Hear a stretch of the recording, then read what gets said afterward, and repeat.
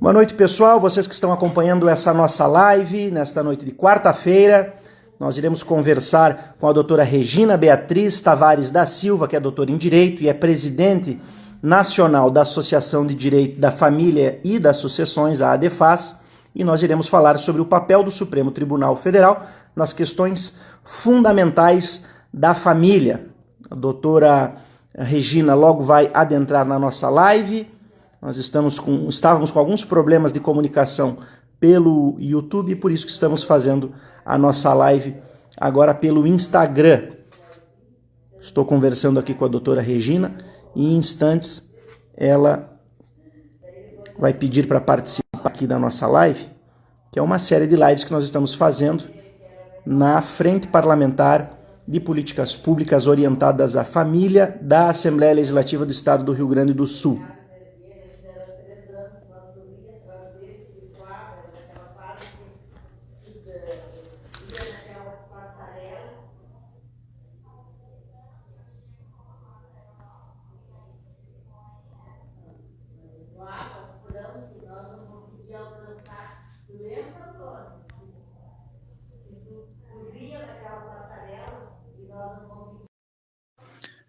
Dar certo. Vamos lá. Instagram. Olá. Boa noite. Tudo bem, doutora Regina? Boa noite, deputado. Como está, deputado Matheus? Tudo bem? Tudo bem, tudo bem. Uma alegria conversar com a senhora. Aí tivemos poucos atrapalhos agora no YouTube, mas tudo certo. Fico feliz que possamos nos comunicar com centenas de pessoas aí que vão nos acompanhar com certeza nessa noite de quarta-feira. Uma alegria estar conversando com a senhora. Eu estava falando que és doutora em Direito e presidente da ADEFAS, e também conversávamos há pouco pelo trabalho que a ADEFAS faz no Brasil, enfim, um grande trabalho, e para mim é uma honra conversar com a senhora, já que no Parlamento nós fazemos um trabalho na Frente Parlamentar de Políticas Públicas Orientadas à Família, temos trabalhado junto com outros parlamentares de outros partidos sobre essa temática tão importante, que busca zelar pela célula base da sociedade, não é mesmo? E por isso que podermos, mesmo nessa pandemia, com as dificuldades de comunicação, às vezes até no uso também dos meios de comunicação, conversar e dialogar um pouquinho sobre esses temas tão importantes é fundamental, e por isso que eu digo que é uma honra. Eu quero aqui também agradecer a participação de todos aqueles que estão acompanhando a nossa live. Vejo também a doutora Roberta Miranda aqui, que está nos acompanhando, nos mandando um abraço. Ela que é uma grande parceira, que já participou, doutora Regina, até de uma audiência pública que fizemos na comissão parlamentar, antes da pandemia, e que é também uma grande parceira dessas temáticas. É claro, como sabemos, não é mesmo, a família é a primeira instituição, que a pessoa se vê inserida, e o enfraquecimento da família gera inúmeros problemas, aumento da violência em diversos ambientes.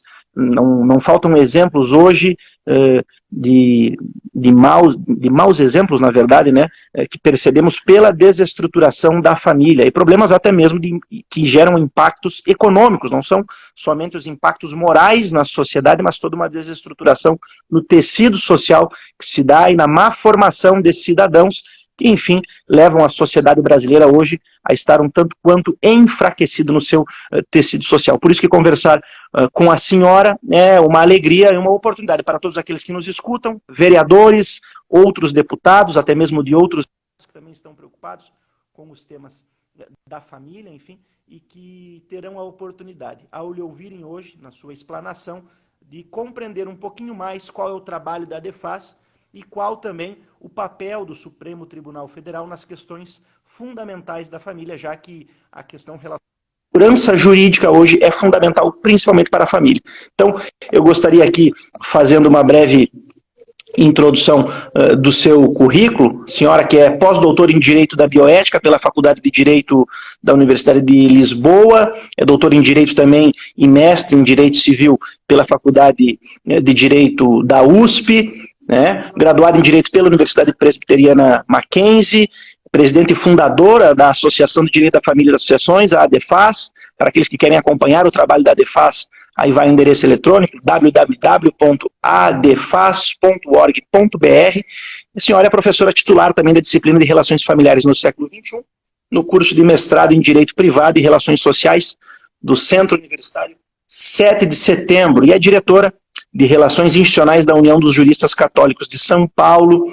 Acho que aí um currículo muito vasto, afinal, é também titular da cadeira de número 39 da Academia Paulista de Letras Jurídicas. Vejam só que bacana a oportunidade para nós gaúchos estarmos conversando com a doutora Regina, que também é membro da Academia Ibero-Americana de Direito de Família e de las Personas, consultora da Comissão de Direito da Família e Sucessões e da Comissão da Mulher Advogada, da Ordem dos Advogados do Brasil, seção de São Paulo, conselheira do Instituto dos Advogados de São Paulo, membro da Associação dos Advogados de São Paulo, do Conselho Superior de Direito, da FEComércio de São Paulo e do Centro Brasileiro de Estudos e Pesquisas Judiciais.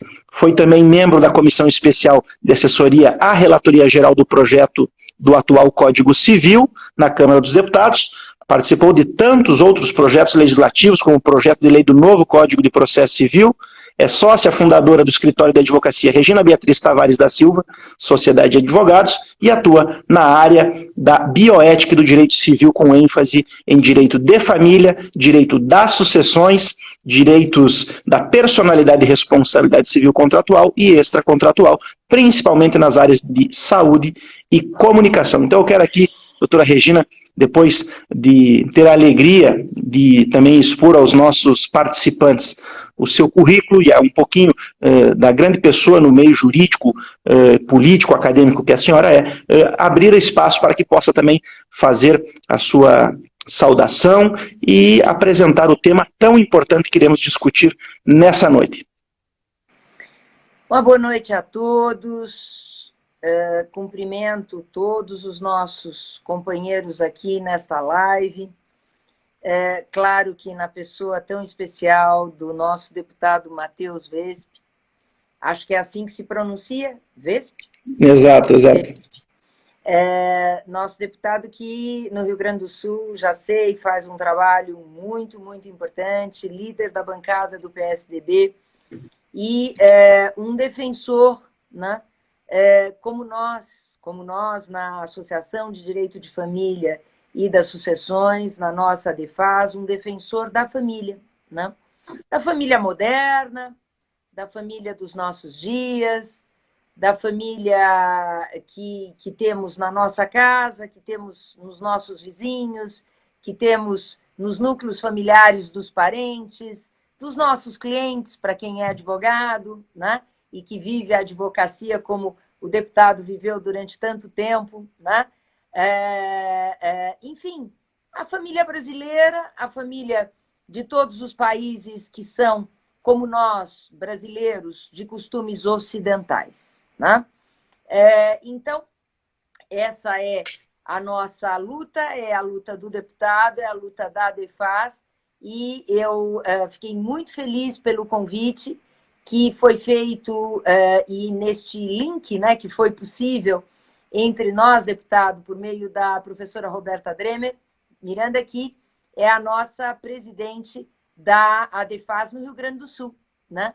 É a Roberta que é efetivamente uma grande parceira na ADEFAS de todos os nossos trabalhos, inclusive esses trabalhos que têm sido feitos, entre outros, com muito afinco pela associação junto ao Supremo Tribunal Federal. Então, o tema escolhido pelo deputado é um tema muito, muito precioso para a sociedade brasileira e estou aqui à disposição, como o deputado quiser conduzir esta live, eu estou sob a sua presidência. Muito bem. Eu vejo que nós temos um tema aí tão importante, principalmente nesse momento em que as pessoas questionam as instituições e que precisam também de referências e caminhos para que possam compreender esse cenário político que o Brasil vive, a necessidade que nós temos também de fortalecer as instituições, todas elas, as da sociedade civil, as instituições de direito público, enfim, para que elas possam dar a resposta que nós esperamos enquanto cidadãos. E, portanto, eu gostaria de, nessa pauta em que vamos discutir o papel do Supremo Tribunal Federal nas questões fundamentais da família, de compreender um pouquinho do trabalho da ADEFAS e como que a senhora está vendo essa atuação do Supremo Tribunal Federal nessas questões. Como é que está hoje a nossa segurança jurídica nessa temática nos últimos anos e para que caminho vamos? Como estamos evoluindo no direito, tocando também ao papel institucional do Supremo Tribunal Federal? Deputado, e todos os que estão aqui conosco nesta live, a Associação de Direito de Família e das Associações que eu presido desde a sua fundação, no ano de 2013, é uma associação que tem como base, como sustentáculo em todas as suas linhas de trabalho, seja no Supremo Tribunal Federal, seja no Poder Legislativo, com sugestões legislativas, seja no próprio Executivo, com sugestões de vetos ou não ao próprio presidente da República, e também nas assembleias estaduais, né? Fazemos também um trabalho nas câmaras de vereadores, estamos sempre à disposição. Nós temos como valor fundamental, básico para a família brasileira, a segurança jurídica. Nós temos sempre em mente que a família precisa do direito, assim como a sociedade necessita do direito. Porque o direito tem como principal finalidade organizar a sociedade, e o direito de família, organizar a sociedade familiar, né? Ou seja, esse núcleo essencial de uma nação. E dentro desse nosso valor tão importante, que é o valor da segurança jurídica, né? Nós procuramos nos pautar com outros valores, claro, e como eu disse logo no início, dentro da ideia da família moderna, da família de nossos dias, mas da família que é almejada pela sociedade brasileira. Então, os progressos que aconteceram no Supremo Tribunal Federal, sempre muito bem vistos pela DEFAS, como, por exemplo, a possibilidade de duas pessoas do mesmo gênero constituírem família, né? Decisão mais do que conhecida do Supremo Tribunal Federal, que levou para a união estável por meio do Poder Judiciário, essa relação que a sociedade brasileira quer. A sociedade brasileira já almejava há muito tempo. Não eram só os homossexuais, e aqui eu faço questão de usar essa expressão, que não é pejorativa. Somos heterossexuais ou homossexuais. Não somos heteroafetivos ou homoafetivos. A heterossexualidade ou a homossexualidade deve ser tratada sem nenhum preconceito, como faz a ARAS, mas sem uma ideia fantasiosa de que o afeto esteja sempre presente nas relações entre pessoas do mesmo gênero. Assim como homens e mulheres podem não ter afeto, dois homens ou duas mulheres também podem não ter afeto. Então, não gostamos, não apreciamos a expressão que se tornou tão comum da homoafetividade. Preferimos a expressão que eu acabei de utilizar e repito sem um preconceito. Então, o Supremo Tribunal Federal, há anos, como sabemos, reconheceu a união estável de pessoas do mesmo gênero, o que foi um avanço importante. E sabemos que temos que olhar para um acórdão do Supremo Tribunal Federal, como para um acórdão de um Tribunal de Justiça Estadual, como um acórdão do Superior Tribunal de Justiça, para todos os votos que são ali expressamente proferidos e não só verbalizados, que constam por escrito, né? E nesse acórdão do Supremo Tribunal Federal, nós vemos com toda a transparência nos votos de todos os ministros que ali manifestaram expressamente os seus votos, que a união homossexual, a união entre dois homens ou entre duas mulheres, é monogâmica.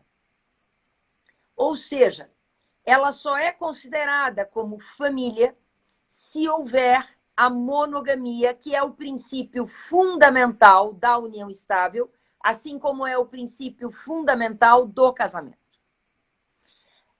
A própria Constituição Federal, no seu artigo 226, parágrafo 3º, estabelece expressamente a relação entre duas pessoas. Claro que a Constituição diz um homem e uma mulher, claro que há discussões e debates sobre a competência do Supremo Tribunal Federal de modificar, né, vamos usar assim uma expressão de mais fácil entendimento, a Constituição Federal, sem que houvesse, né, um processo legislativo de emenda constitucional, mas considero elogiável neste ponto, né, o que o Supremo Tribunal Federal fez, desde que devidamente lidos os votos de todos os ministros que ali os proferiram por isso, em que a monogamia está presente, cada um com uma palavra, uma forma de se expressar, em todos esses votos, menos, incrivelmente, no do relator. Por isso eu chamo atenção para isso. E eu chamo atenção para isto porque, diante deste importante acórdão do Supremo Tribunal Federal, passaram a existir ideias que supostamente se fundamentariam neste acórdão, supostamente e erroneamente, como que o poliamor ou poliafeto estaria sob o manto do Supremo Tribunal Federal. Poliamor, ou seja, a relação entre 3, 4, 5 pessoas, como relação de trisais, né? Trisais, essa expressão acabou, né, sendo tão utilizada, que não é uma expressão da língua portuguesa, né? Mas trisais, 3 pessoas, 2 homens, 1 mulher, né?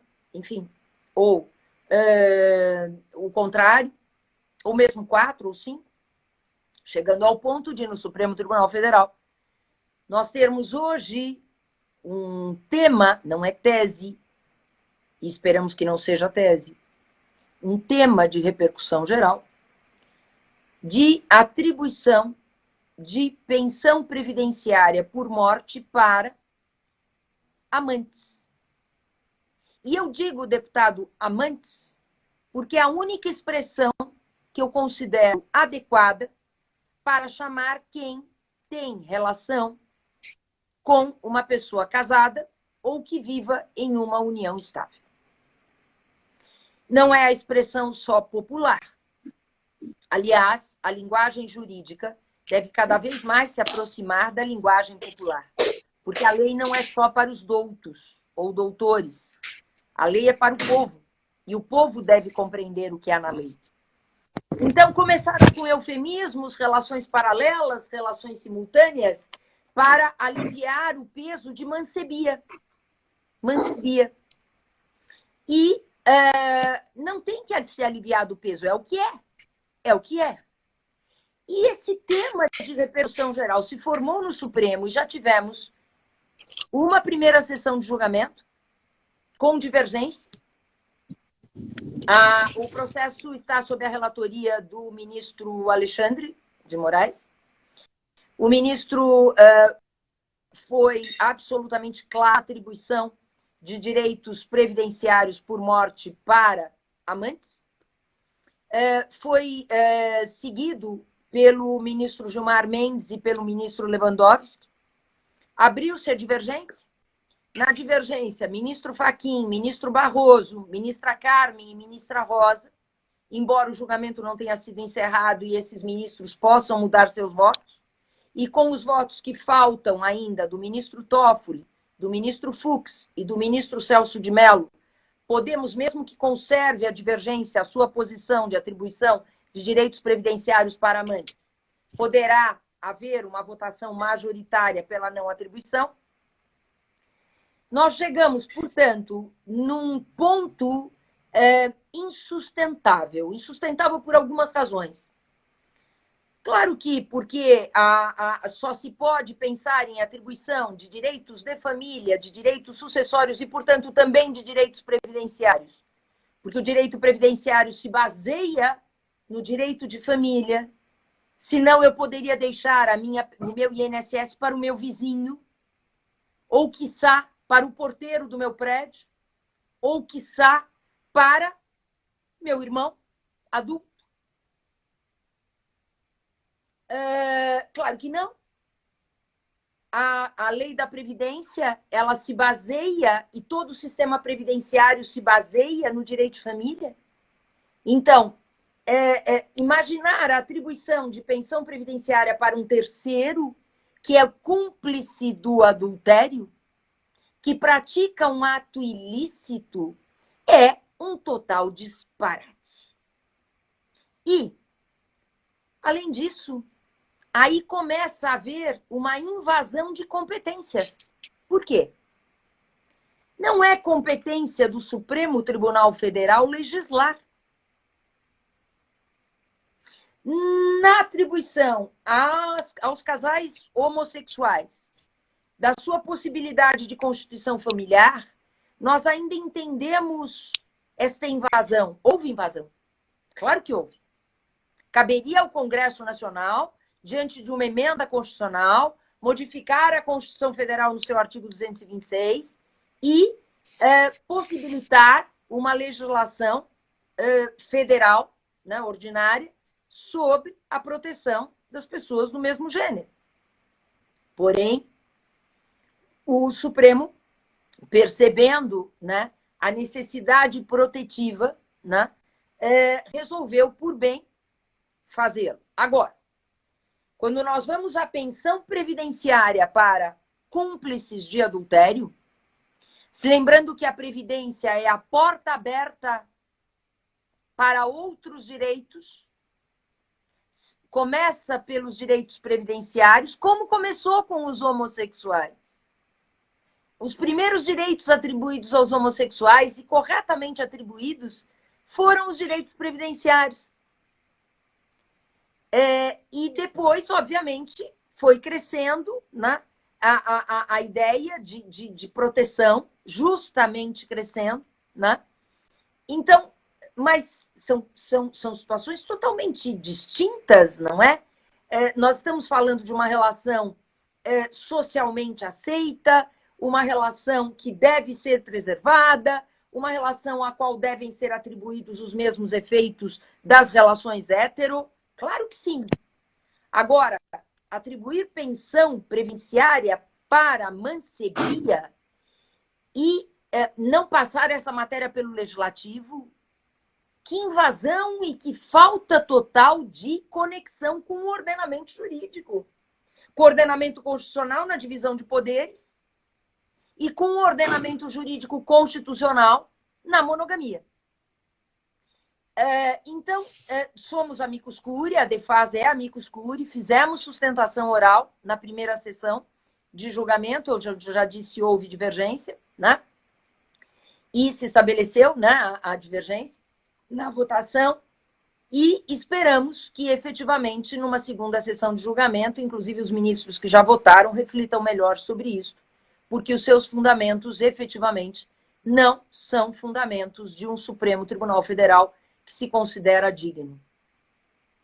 Os da divergência. De fato, doutora, se me permite, até colaborando com uma temática muito bem exposta, os impactos e os reflexos de tais decisões irrefletidas, se porventura vierem a confirmar, no sentido de acabar exatamente com a compreensão da necessidade da monogamia para fundamento até da própria ideia de fidelidade, porque afinal, falando aqui um pouco de contratos, não é mesmo? A senhora que trabalha com direito civil, e a ideia de FIDES, de fidelidade e fé, é exatamente parte do pressuposto da confiança, e sem essa confiança nós não teremos segurança jurídica, a própria ideia de direito irá se esboroar, e, consequentemente, o reflexo se dará em outros ambientes, né? O impacto econômico será gigantesco e, a partir daí, como bem falaste, essa porta de entrada irá se transformar num pandemônio jurídico.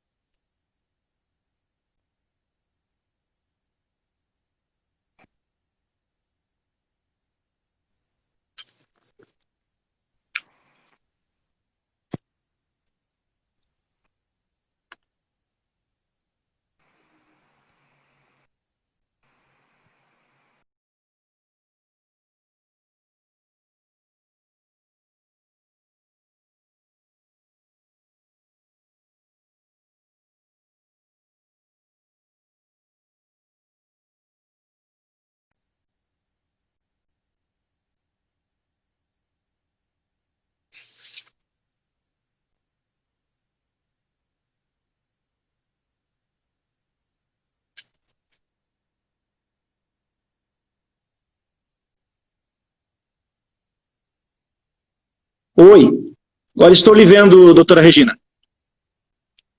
Estou lhe vendo, mas não estou lhe ouvindo.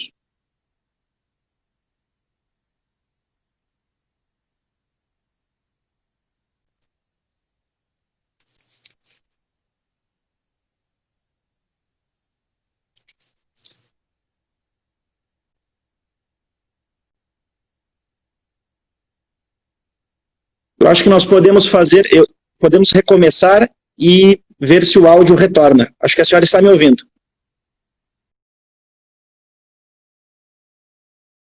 O cancelamento e isso aí. Perfeito, vamos lá. Estão ouvindo aí, pessoal? Os que estão acompanhando, estão conseguindo acompanhar? O som ok, vídeo ok?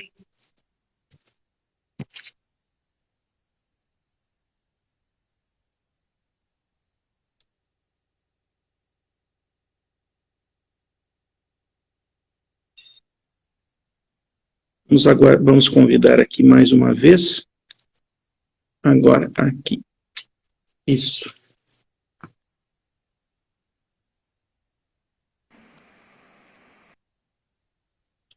Perfeito. Estás me ouvindo, doutora? Tudo bem? Agora... Perfeito.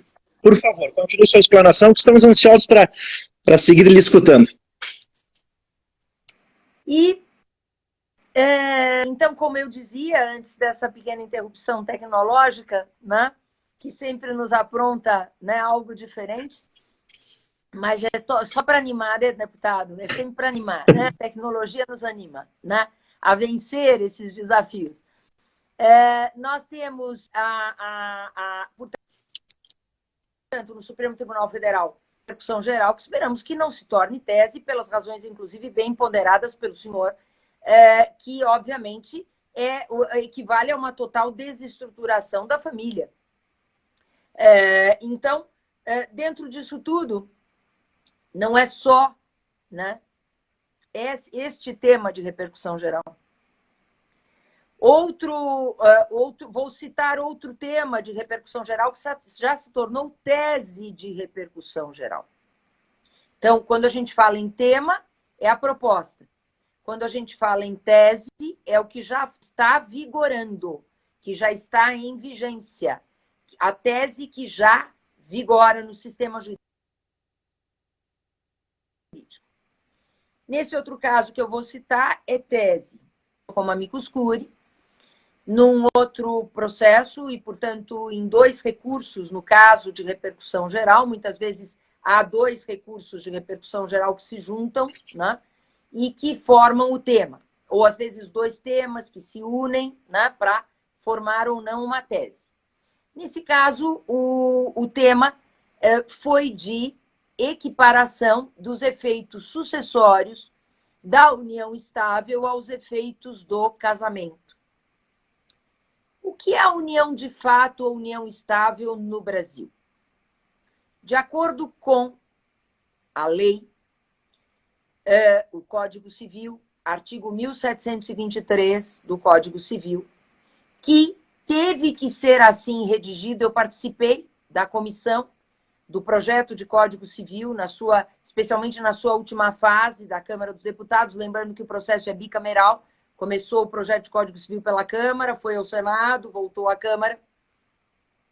A opção legislativa na época foi, do deputado relator, de mantermos o projeto da melhor maneira possível aperfeiçoado, mas não modificado do que veio do Senado, no projeto que veio do Senado, para não termos o famoso ping-pong, não é, deputado? Volta para o Senado, volta em bloco, poderia receber uma série de outras modificações, voltaria novamente para a Câmara e poderíamos não ter um Código Civil aprovado. Então, essa foi a opção do relator, na época o deputado Fius, e a nossa comissão teve que acolhê-la, porque os argumentos efetivamente eram de que nós precisávamos de um novo código. E o 1723 do Código Civil teve que seguir a redação de uma mal feita, a Lei 9.278 de 96, que flexibiliza os requisitos, afrouxa os requisitos da união estável, não estabelece prazo, de duração, não obriga, não estabelece como requisito a coabitação, a convivência sob o mesmo teto, a unicidade domiciliar, salvo hipóteses excepcionais, não, nada. Duas pessoas podem morar em casas separadas, sem nenhuma justa causa para isso, sem nenhum motivo pessoal ou profissional ou familiar para isso. E segundo essa norma muito mal feita da Lei 9.278 de 96, podem ser havidos como companheiros com os efeitos jurídicos, segundo o Código, na sua origem, na dissolução em vida, os mesmos efeitos da união estável. O que veio o Supremo Tribunal Federal fazer, invadindo a competência do Poder Legislativo. Considerou que um dispositivo que consta do livro do direito das sucessões no Código Civil, o artigo 1790, que estabelecia a regra da sucessão na união estável de uma forma mais contida ao patrimônio adquirido durante a relação, equiparou o Supremo os direitos sucessórios dos companheiros aos das pessoas casadas, e com isto o companheiro se tornou herdeiro como se fosse cônjuge. Até aí parece simpática a ideia. Parece simpática, porque a união estável não é uma relação de segunda categoria ou hierarquicamente inferior ao casamento. Embora a Constituição sempre ali diga, no artigo 226, que o Estado deverá favorecer a conversão da união estável em casamento. Mas vamos imaginar que esse dispositivo deveria ser interpretado não propriamente como uma vontade, né, do Constituinte na época de que as pessoas se casassem e não só vivessem em união estável. Vamos imaginar que não fosse isso. Quando foi? Mas vamos imaginar que não fosse. A união estável, diante desses poucos requisitos existentes na lei, passou a ter os mesmos efeitos sucessórios do casamento, na mesma ordem de vocação hereditária, de modo que, se uma pessoa é casada com outra, ela tem o direito de herdar como se fosse um filho. É o que eu digo sempre. Quem me procura no escritório para planejamento conjugal, né, no sentido de avaliar o que vai estabelecer de bens, e eu digo, será seu herdeiro necessário, como se um filho que já tem de outra relação ou um filho que terá desta relação. A união estável, diante deste afrouxamento dos requisitos e sabendo que é uma união de fato, que se constitui de outro modo. No casamento há proclamas, há preparo, há conscientização da pessoa, né, que vai se casar, tem toda uma formalidade, uma solenidade. Na união estável não, é uma relação que vai se formando de uma maneira muito natural e espontânea nos fatos, no plano fático. A ADEFAS sempre procurou no Supremo mostrar que esse artigo 1790 não era inconstitucional, porque efetivamente não era. Eram direitos sucessórios contidos no acervo hereditário constituído durante a relação, e não em todo o acervo hereditário, como no casamento. O acórdão equiparou, porém, a ADEFAS embargou. Embargou porque não tinha ficado claro no acórdão se aplicaria ou não o artigo 1845 do Código Civil, referente à herança necessária. A herança do filho, que é necessária, que ninguém pode tirar do filho, a não ser em casos de deserdação ou de indignidade.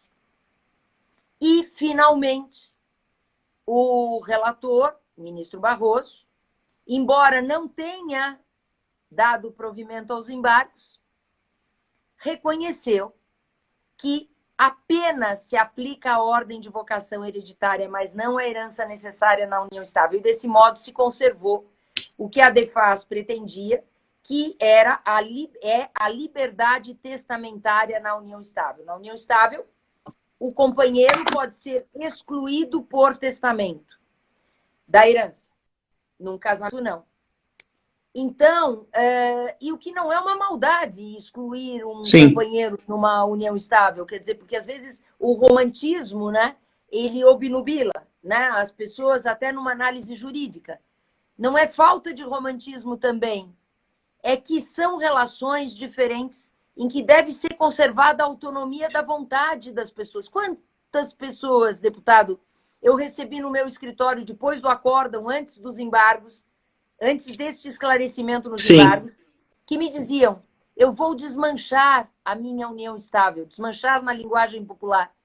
Eu vou desfazer a minha união estável, porque eu não quero que o meu companheiro ou a minha companheira concorra em igualdade com o meu filho, que eu já tenho, ou com os meus filhos de uma relação anterior. Eu estou vivendo uma união estável que é 1 ano e pouco, 2 anos, eu nem sei se vamos para frente, adiante, ou se não vamos. Se eu morrer amanhã, meu companheiro ou minha companheira vai herdar igual o meu filho, podendo eu só dispor de uma parte, que seria a cota disponível, mas será meu herdeiro necessário? Quantas pessoas quase que perderam os seus afetos? Então, a ADEFAS luta pelo afeto também nisto. Por quê?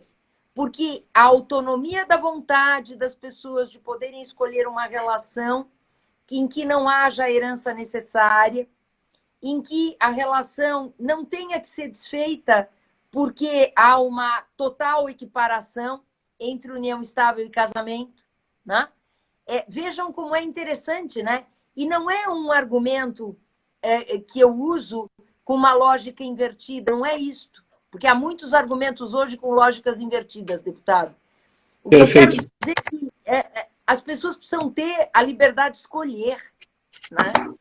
Com consciência e informação, o tipo de relação que querem. Eu fiz, deputado, nós tivemos na ADEFAS um congresso internacional recentemente, com a presença de 9 países além do Brasil. Representantes de 9 países, professores do mais elevado nível em 9 países. Portugal, Espanha, quase toda a América Latina, Argentina, Uruguai, Paraguai, Chile, Colômbia, Peru, África, Angola. E nesse congresso ficou muito claro que no Brasil, a união estável é regulamentada, já era pelo Código Civil, de uma maneira muito diferente da que a união de fato é regulamentada em todos esses países. Será que o Brasil está certo? Será que só o Brasil está certo? Será que é assim mesmo? Então, de repente, eu namoro com alguém, ou quem está aqui conosco nessa live tem um namorado e morre, e de repente esse namorado vem querer a herança porque pode ser confundido com o companheiro? Será que no Brasil está certa esta ideia de insegurança jurídica e de favorecimento do enriquecimento indevido? Então, é tudo isso, né, que a ADEFAS cura mostrar, e que nessa tese de repercussão geral firmada pelo Supremo Tribunal Federal, conseguimos essa grande conquista, a liberdade testamentária na união estável. E o nosso próximo passo, Tado, é uma proposta legislativa no Congresso Nacional para regularmos a união estável dentro do Código Civil, porque também a ideia de desprezar o Código e montar mínimas de novo, algo que nós vencemos com o Código Civil. Havia leis extravagantes e esparsas em família e em sucessões de muitos anos, de poucos anos, não se sabia o que vigorava ou o que não vigorava. O Código Civil uniformizou, né? Porque o direito de família está dentro do direito civil. O direito das sucessões está dentro do direito civil, né? Então, não queremos que o direito de família seja regulado por uma lei extravagante, não é isso. O que nós queremos é aperfeiçoar o Código Civil com uma regulamentação da união estável que esteja consentânea com a segurança jurídica das pessoas que querem viver uma união de fato e que não querem se casar. E também sem confundir namorados com companheiros. Perfeito.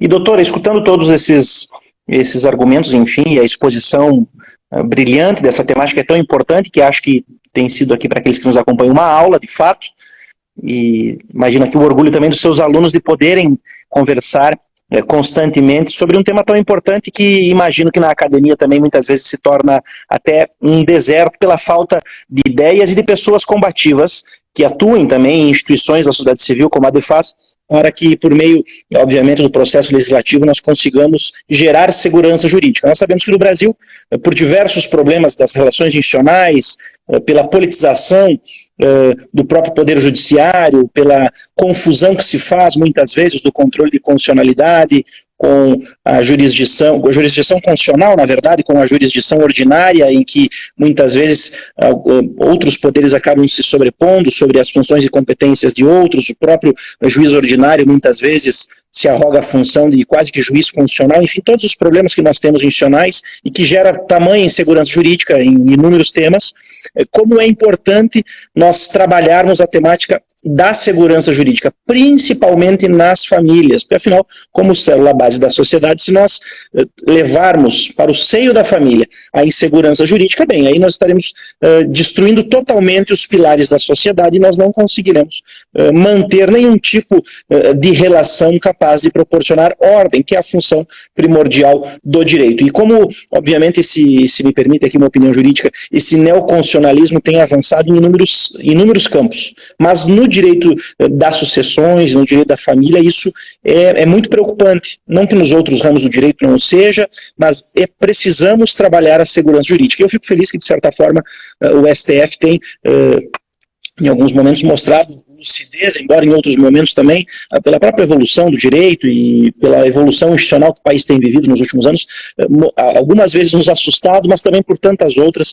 mostrado que nós temos aí a possibilidade de melhorarmos o nosso ordenamento jurídico. Por isso que, sabendo também o trabalho da DEFAS para que, por meio do parlamento, que é o órgão representativo legítimo da sociedade, para encaminhar essas demandas, muitas vezes até lento, fazendo com que o STF tenha que se movimentar, e que bom que por vezes se movimenta também, obviamente, para conseguir consolidar as expectativas da sociedade.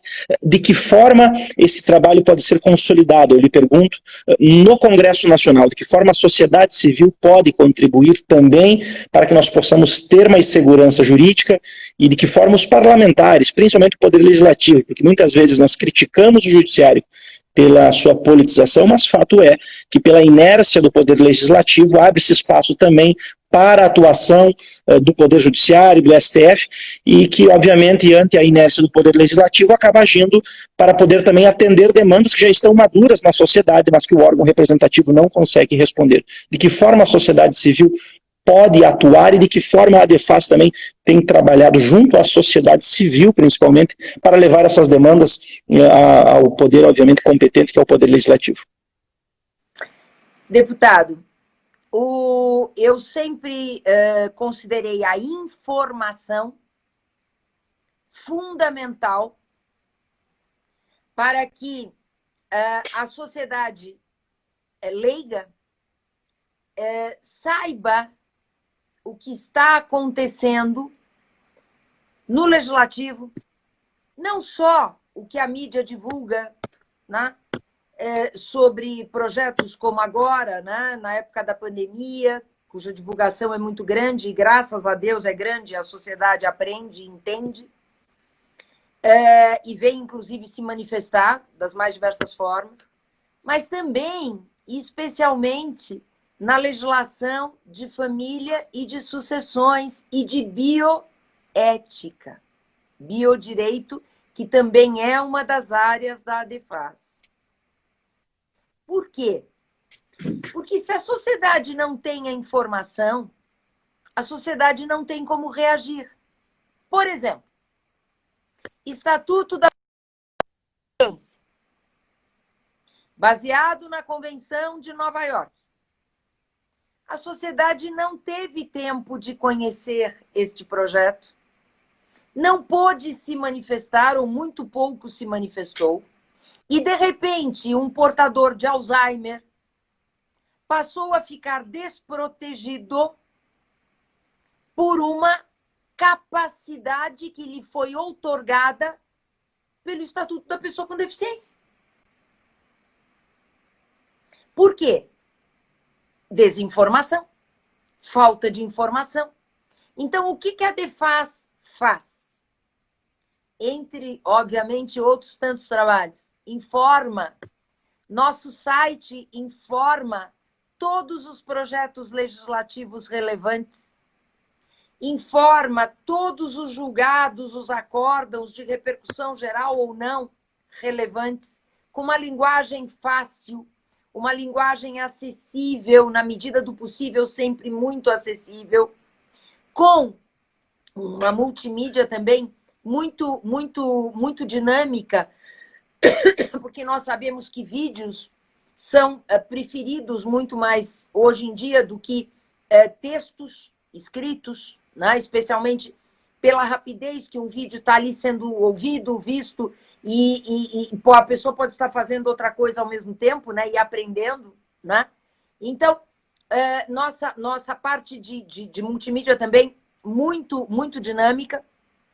E o que eu convido, deputado, e aproveito essa oportunidade para convidar, tanto os nossos colegas advogados que aqui estão, os professores que aqui estão, os juristas, né? Porque até o estudante de direito, na minha ótica, é jurista.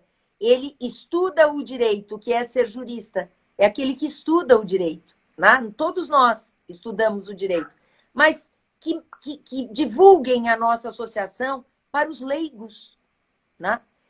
Para aqueles que não conhecem e não são juristas, portanto, né? Para que eles possam conhecer, ser informados e aí reagir. Reagir como?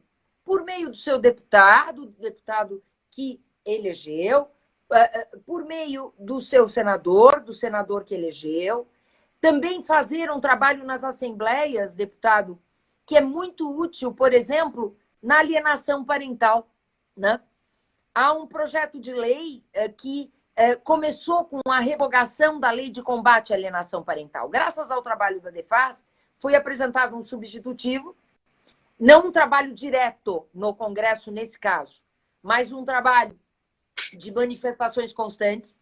E as assembleias podem fazer um trabalho de conscientização, ajudando com leis, né? De conscientização da não prática da alienação parental, que é a pior mazela para um filho, que é ser afastado de um dos genitores, com falsas memórias, com estratégias, né? Do genitor que tem a sua guarda, né? Então, as assembleias podem trabalhar muito, as câmaras de vereadores também, não só nisto, mas, por exemplo, na matéria de ideologia de gênero, que não se confunde com proteção aos homossexuais. E, infelizmente, vem sendo constantemente confundida. E é preciso, e isto é trabalho, sim, é trabalho do Poder Legislativo, não só em Brasília, mas nos estados e nos municípios, de conscientização do que é ideologia de gênero, que é a formação de uma geração X ou Y, que é uma disforia de gênero implementada numa criança. O que é disforia? É a não aceitação do seu pênis ou da sua vagina. E disforia, infelizmente, é algo que precisa ser cuidado, tratado. Homossexualismo é outra coisa. O homossexual aceita o seu pênis, aceita a sua vagina, mas tem apreço por pessoas do mesmo gênero. E confundem ideologia de gênero, que é a implementação de uma geração disfórica, com a proteção de homossexuais. Veja que trabalho lindo que o Poder Legislativo estadual e municipal pode realizar de esclarecimento à população, com leis, com todas essas matérias atinentes à formação escolar, com os currículos escolares nas escolas públicas, né? Com tudo isso que pode ser movimentado, né? E é informação real, é informação que a sociedade precisa, né? para não confundir, né? Porque essas confusões, sabe, deputado, elas não vêm por acaso. Essas confusões são perversas e são plantadas por quem quer efetivamente confundir e quer trazer para a nossa sociedade essas confusões que obnubilam e levam a caminhos que efetivamente basta perguntar para um psicólogo amigo quando é que uma criança tem a formação da sua sexualidade. É por volta dos 12 anos. Como é que se pode imaginar que crianças não possam mais ser chamadas de João e de Maria? Que não possam mais ser vistas como um menino e uma menina antes dos 12 anos? Ou, se for uma criança com disforia, que vai ser acolhida, que vai ser, obviamente, sempre muito bem acolhida, né? Um dia, quem sabe, fazer uma cirurgia de modificação do sexo, né, ou do gênero, e com todo respeito, né, com todo respeito, mas não criar gerações disfóricas por um ensino num currículo que tentaram implementar, até em nível federal, mas que muitas legislaturas estaduais e municipais procuraram reagir porque entenderam, porque foram informados, né? Então, tanta coisa pode ser feita com a informação, né? E eu acho que muito mais pelo poder legislativo, né? Eu realmente considero que a divisão de poderes na Constituição é uma divisão que, enquanto não for modificada, ela precisa ser preservada, né? E não se sabe nem se deveria ou não ser modificada, e eu não sou ninguém para dizer isso, o deputado, com certeza, é a autoridade para poder né, trazer teses a respeito do nosso sistema, mas está lá na Constituição, né? E se está na Constituição, tem que ser respeitado, enquanto não for modificado. Então, o legislativo com as leis, o direito se baseia efetivamente na lei, a doutrina interpreta a lei e o judiciário aplica a lei e não a modifica. E não considera inconstitucional o que não é, nem mesmo o Supremo Tribunal Federal. O Supremo Tribunal Federal não está lá para ter como inconstitucional o que é constitucional, né? Por exemplo, a lei da Previdência, que eu citei. Por exemplo, o próprio artigo 1790 do Código Civil, que, graças aos embargos da Devas, conseguimos, pelo menos, conservar a liberdade testamentária de quem vive em união estável. Por exemplo, deputado, uma outra tese de repercussão geral firmada no STF, que é da multiparentalidade. E uma tese firmada de um modo tão aberto que veio o Conselho Nacional de Justiça e, num provimento, resolveu normatizar a multiparentalidade no registro civil. Ou seja, eu sou casada em segundas núpcias, imaginem a hipótese, o exemplo, o deputado fictício, né? Ou qualquer um dos nossos queridos aqui que estão na nossa live, é casado, em segundas núpcias, teve filho, tem outro filho. As pessoas se dão bem, os casais se dão bem, que é o ideal, óbvio, não é porque um casamento se desfaz que deve haver inimizade ou guerra, infelizmente, muitas vezes acontece, mas imagine que está tudo bem. E resolvem, numa noite, que vão ser pais e mães de todos. E no dia seguinte vão ao registro civil e todas aquelas crianças de uma e de outra relação são registradas como filhos de 4 pessoas. Foi o que o CNJ permitiu com base numa tese de repercussão geral muito mal firmada pelo Supremo Tribunal Federal. O ministro Noronha, arrependido, que era exatamente o relator, né? Do engodo ao qual ele foi levado por um pedido de providências, que o levou a esse provimento e, obviamente, no Conselho Nacional de Justiça, imediatamente modificou e outro provimento veio a ser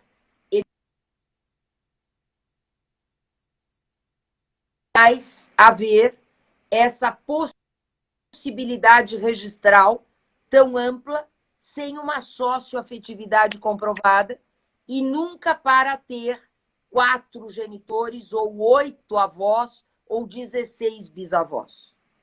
Uma criança. Uma criança que, segundo o primeiro provimento, isso poderia acontecer com um bebê, uma criança de 1 ano, de 2 anos, de 5 anos, sem que ela se manifestasse, e de maneira, deputado, irrevogável. De modo que, se aquele segundo casamento se desfizesse, continuaria sendo um pai registral, como pai biológico. Quer dizer, onde estamos?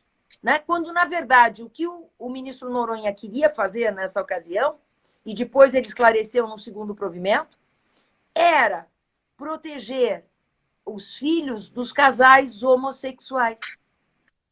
Quando uma mulher tem um filho e é a chamada mãe solteira e vive em união estável ou se casa com outra mulher, possibilitando o registro desse filho diante da maternidade socioafetiva como mãe, sem passar por um processo de adoção.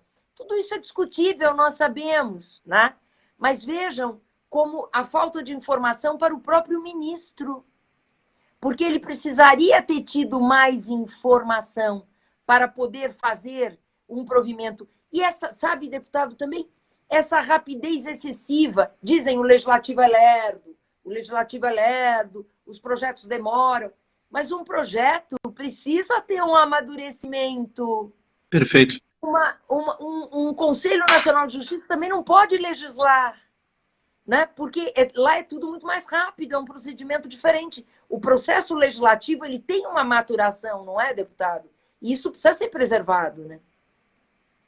Não, e de fato, além do mais, até recordando aqui sobre a temática da questão de gênero, por exemplo, eu fui vereador no município de Passo Fundo, que é minha terra natal, de onde estou aqui participando dessa nossa live, ainda em discussões sobre o Plano Municipal de Educação e toda a repercussão do Plano Nacional de Educação, analisando também as discussões que foram feitas à época, enfim, e dos reflexos jurídicos que nós teríamos nas questões previdenciárias, só para citar um exemplo, ou trabalhistas, enfim, se porventura nós fôssemos incorporar no nosso ordenamento jurídico essa compreensão disposta pelas teorias de identidade de gênero, obviamente que, muito embora tenham a sua legitimidade no campo das ideias, filosófico, como todas as ideias, obviamente que levando isso para a prática jurídica e para a função do direito de organizar a sociedade, isso é um absurdo que qualquer jurista minimamente sério vê que não há aplicabilidade e que gera toda uma repercussão na sociedade.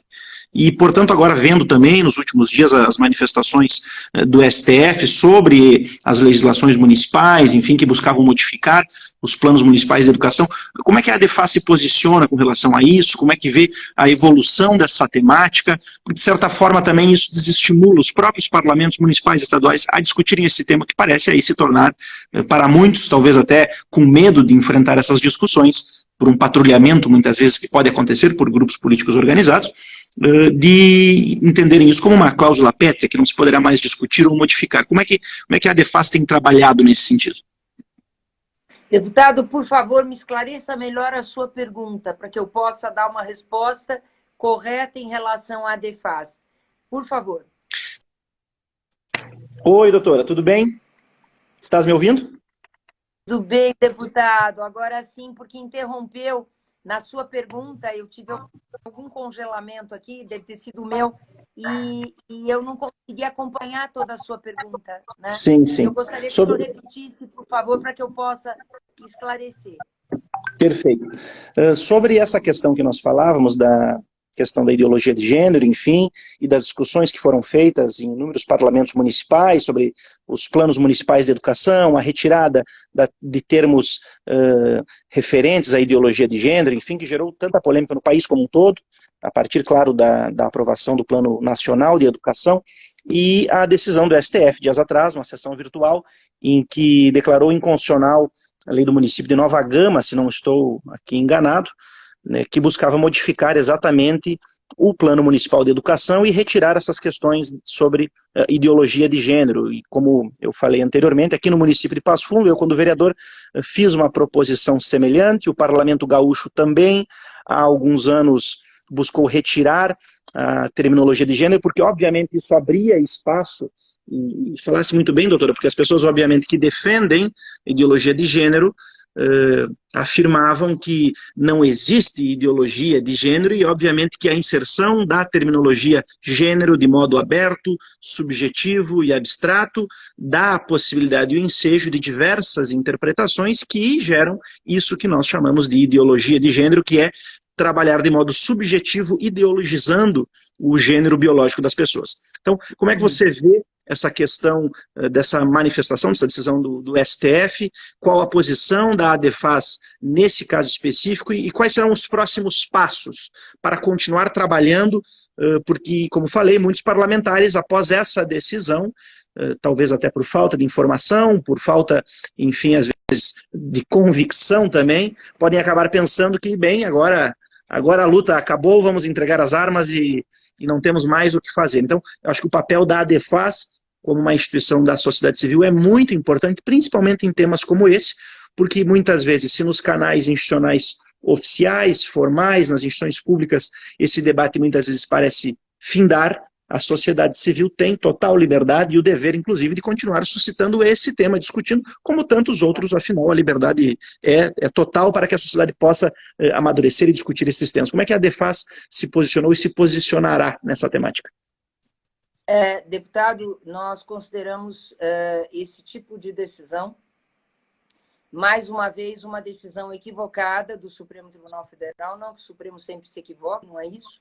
Acabei de dizer que considero absolutamente relevante aquela definição da união homossexual como união estável, né? E que depois gerou, inclusive, a possibilidade de casamento, embora eu considere que isso tudo deveria ter sido feito via legislativo, mas era uma premência, né? Vamos dizer assim, né? Agora, o Supremo Tribunal Federal novamente erra, por quê? Porque confunde ideologia de gênero com proteção ao gênero ou às pessoas que apreciam o mesmo gênero. E sem preconceito, sem qualquer homofobia, nós temos que separar o que é essa ideologia de criar uma geração sem gênero, para que um menino que nasça menina, depois, já que ele é tratado como um ser assexuado, porque é isso. O que a ideologia de gênero quer fazer é isso? É tratar a criança como alguém que não tem gênero. Isto é algo que beira a psicopatia. Por quê? Porque quando, inclusive, veio aquela frase, né? Meninos vestem azul, meninas vestem rosa, ficou tão polêmica, né? Foi infeliz na frase? Foi. A frase não foi a mais feliz, né? Mas o significado dessa frase, deputado, era no sentido, obviamente com um pouco de falta de informação ali mais clara, né? Que precisava ter tido, era no sentido bom, no sentido de imaginar que um menino é um menino, uma menina é uma menina. Se esse menino vier a gostar de meninos, vai ser acolhido, vai ser bem tratado, vai ser, obviamente, sem nenhum preconceito, e a menina também. Mas não vamos criar uma geração com dúvidas. Com dúvidas Exato. que podem gerar a disforia de gênero. Repito, disforia de gênero é classificada no Código Internacional de Doenças como doença. E Por que é? Porque nasce o ser humano vai crescendo e não aceita o seu órgão genital. E ao não aceitar, isso é muito ruim. Isso faz mal, não como o homossexualismo, que não faz mal a ninguém, na minha ótica, né? Que sempre defendia a atribuição de direitos às relações homossexuais, sempre. Inclusive em projetos de lei com sugestão minha. No próprio projeto de Código Civil, é que eu fui vencida pelo argumento do ping-pong, né? Mas eu Sim. queria aqui já ter a proteção e fiz essa sugestão, né?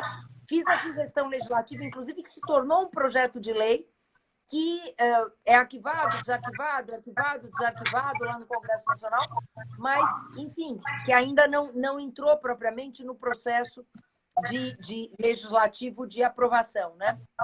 Pelas comissões, passando pelas comissões, aquilo tudo. Mas, de qualquer maneira, né,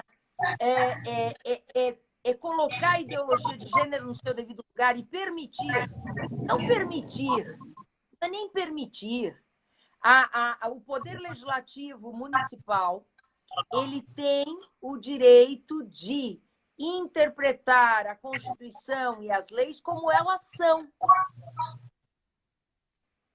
E as leis não mandam o ensino aplicar a ideologia de gênero, nem a lei constitucional, nem o plano de ensino nacional. Não manda, não manda. Uma coisa é o respeito, né, ao homossexual, outra coisa é, como o senhor bem colocou, esta confusão e a expressão gênero ali constando ser usada como essa geração X ou Y, né? Então, e se a Câmara resolver que no seu plano ali de ensino não deve constar a expressão gênero, porque ela pode ser confundida, né? Isso não quer dizer que não vai haver uma educação sexual que é necessária, né? Em vários aspectos, na idade certa, né? Na idade certa, né? Porque não é na tenridade que se deve ensinar sobre sexo. Repito, vão consultar os anais da psicologia mais moderna e vão ver que uma criança até os 12 anos ela não tem a formação sexual. Então, tudo na medida certa, no momento certo, com respeito. E se, obviamente, naquela comunidade, né, naquela área municipal, né, exista essa tendência a confundir, né, então vamos procurar tirar e trazer uma outra expressão que seja melhor e que seja mais apropriada, porque, efetivamente, quem está próximo do cidadão, né, o município e o Estado depois, e só depois é que vem a federação. Eu penso assim. Né? Perfeito. Quem é que tem essa proximidade das necessidades, inclusive das necessidades de ensino? É, obviamente, a Câmara dos Vereadores, no caso que o senhor está colocando, né? Eu vejo dessa forma, e a Defas enxerga dessa forma. Inclusive, na Defas, nós temos um parecer publicado e aberto, inclusive aos não associados, da doutora Verônica César Ferreira, que nós pedimos a ela, é a nossa diretora nacional de relações interdisciplinares.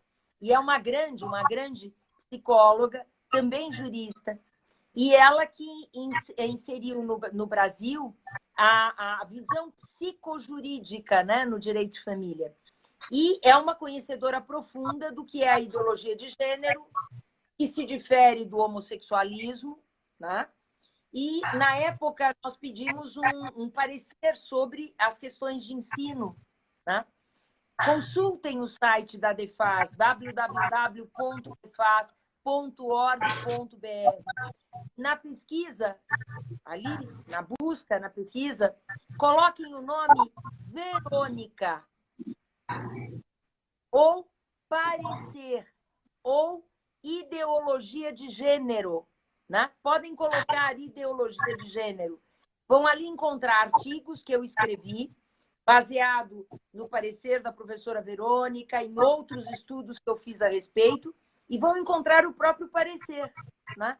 Então, é um material de informação, deputado, é um material que ajuda as pessoas a pensarem e a separarem, né? Sem confundir algo que é muito diferente, né? Geração X e homossexual. Algo totalmente. Perfeito. Eu agradeço muito, doutora Regina, porque esses temas são tão importantes, são temas que afetam a nossa sociedade de um modo grandioso. As pessoas não têm, de fato, informações e nem a noção do reflexo dessas temáticas no dia a dia. Claro que aqueles que são do ramo do direito compreendem os reflexos no ordenamento jurídico dessas discussões, mas a sociedade não. E nós que temos uma posição de defender o ordenamento jurídico, por formação, por sermos juristas, eu pelo menos fico estarrecido ao ver como muitas vezes até pessoas que são do direito não veem os riscos de trabalharem essas temáticas de um modo totalmente irresponsável, não só ofendendo as esferas federativas, não respeitando, por exemplo, o artigo 18 da Constituição, que muitas vezes é engraçado no Brasil, parece que a autonomia ela também é instrumentalizada como termo gênero conforme o cliente. Então, quando se quer autonomia para se decidir algo diferente a nível municipal, não. Os municípios têm autonomia, cada ente federado fala por si. Quando, obviamente, isso não interessa, não.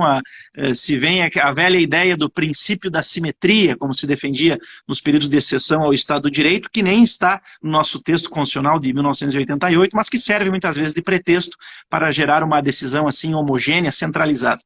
E, obviamente, que também não apenas a incompreensão do sistema federativo, mas também da relação de poderes, fazendo que nós tenhamos aí tantos problemas do judiciário, muitas vezes legislando, e também o legislativo não assumindo o seu papel, mas também os reflexos em outros ramos do direito sucessório, do direito previdenciário, que essas teorias, obviamente, ocasionam e que levam a muitas mazelas. Por isso que é importante também o trabalho da ADEFAS para auxiliar os juristas a se apropriarem de informações corretas, verídicas, para que possam travar o bom combate, para zelar pela integridade do nosso ordenamento jurídico. Não é para fazer aqui uma cruzada ideológica, longe disso, mas principalmente para zelar pela integridade do ordenamento jurídico. Porque se nós acabarmos esboroando o nosso ordenamento jurídico, nós cairemos, é claro, na tirania, na barbárie, na imposição de vontades daquele que obviamente tem mais força, e isso obviamente vai acabar ofendendo os princípios que a própria Carta Magna busca zelar. Então, eu vejo que é muito oportuno o trabalho que a ADEFAS faz em todo o Brasil. Vejo também o trabalho que a doutora Roberta faz no Rio Grande do Sul, como presidente da ADEFAS do Rio Grande do Sul, e espero que nós possamos contribuir também aqui no Parlamento Gaúcho, para que esse trabalho da ADEFAS nacional e também estadual possa auxiliar na mudança também do mindset, como se fala, né, daqueles que são do ramo do direito, da sociedade civil, mas por meio também da atuação parlamentar, seja por meio dessa comissão parlamentar que nós estamos hoje dialogando nessa live, que é a nossa Frente Parlamentar de Políticas Públicas Orientadas à Família, que nós temos trabalhado em parceria também com a própria ministra Damares Alves, com a doutora Ângela Martins, que embora paulista, é uma grande parceira, porque morou muito tempo no estado do Rio Grande do Sul, foi minha colega de doutorado, e, portanto, uma grande estudiosa do direito, e que tem nos ajudado também a trabalhar essas temáticas de uma forma correta. De novo, repito, não por uma questão político-partidária, mas principalmente pela integridade do nosso ordenamento jurídico, para que nós possamos ter segurança jurídica para viver, tocarmos as nossas vidas, que é o que todos nós procuramos. Eu quero aqui mais uma vez, doutora Regina, agradecer a oportunidade, principalmente de conversar com a senhora, de conhecê-la, obviamente que já seria uma honra, mas de conversar, de bebericar também nas fontes do seu conhecimento e me colocar à disposição para que nós possamos continuar trabalhando juntos aqui no estado do Rio Grande do Sul, servindo também de força política para auxiliar aquilo que a ADEFAS já faz no cenário, aquilo que a ADEFAS já faz no cenário nacional.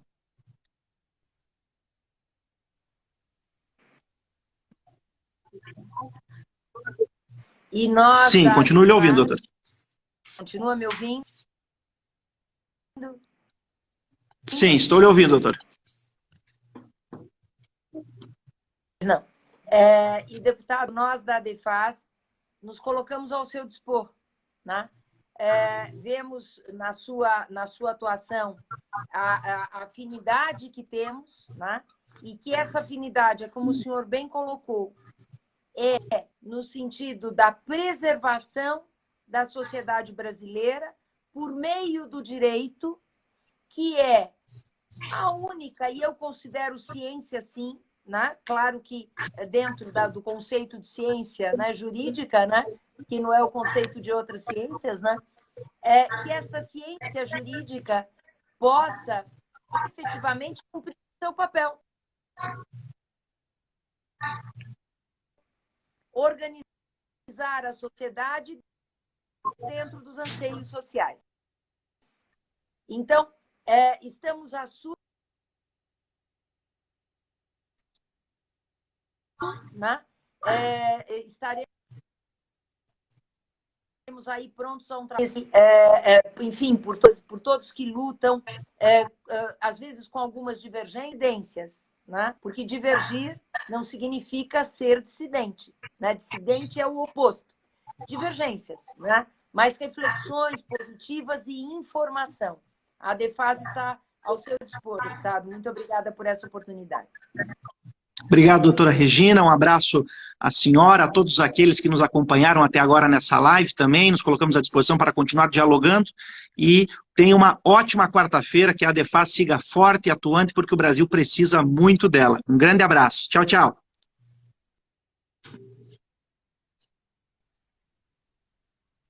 E olhe, deputado, se permitir, eu quero aproveitar com tantos participantes do próximo congresso, versará sobre a liberdade de expressão acadêmica e será também internacional, na Itália de Camerino, na Argentina, da Universidade de Buenos Aires, de outras universidades, e no Brasil também, com representantes de grande valor, sobre a liberdade de expressão acadêmica, que foi algo em que o senhor tocou logo no início, né? Ou na nossa conversa anterior à live, eu não me lembro